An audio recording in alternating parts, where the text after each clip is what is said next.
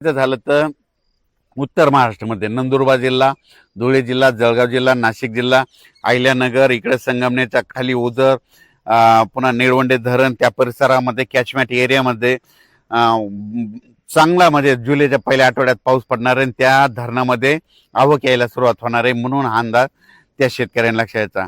तसंच राज्यात देखील काय होणार आहे, जिथं पाऊस पडला तिथं वडे नाल्याला पाऊस येणार आहे, काही भागात रिमझिम राहणार आहे, पण सगळीकडेच काय होणार आहे, वेगवेगळ्या भागात पाऊस पडणार आहे आणि सर्व शेतकऱ्याची पेरणी होणार आहे, म्हणून हे अंदाज लक्षात घ्यायचा.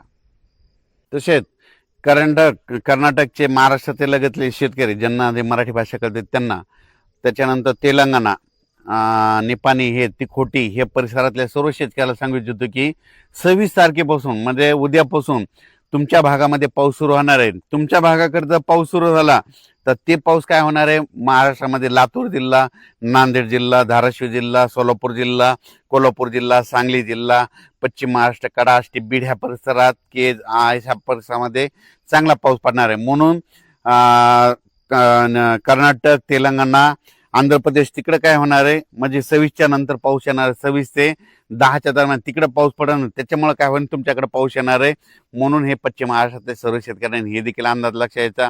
त्याच्यानंतर मध्य प्रदेश, खंडवा इकडल्या भागातल्या शेतकऱ्याला सांगू इच्छितो की तुमच्याकडे काय होणार आहे, म्हणजे आता हे उद्याच्या म्हणजे 26 तारखेपासून ते 8 जुलैपर्यंत तुमच्या आपलं मध्य प्रदेशमध्ये देखील चांगला पाऊस पडणार आहे.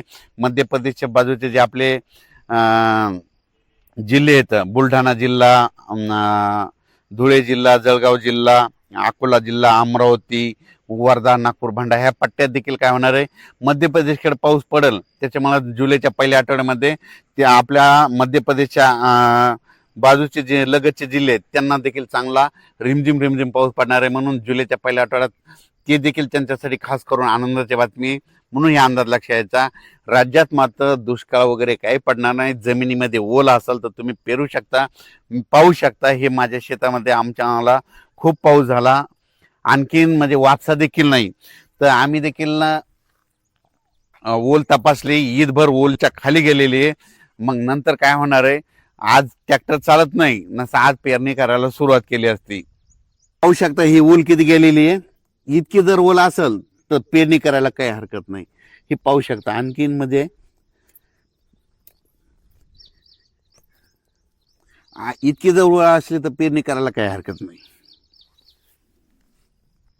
शेतकऱ्याला सांगतो पाऊस वगैरे काही थांबणार नाही, वेगवेगळ्या भागात पडणार आहे, पण सगळीकडे पडणार आणि सगळ्यांच्या पेरण्या होणार आहेत. म्हणून ही सर्व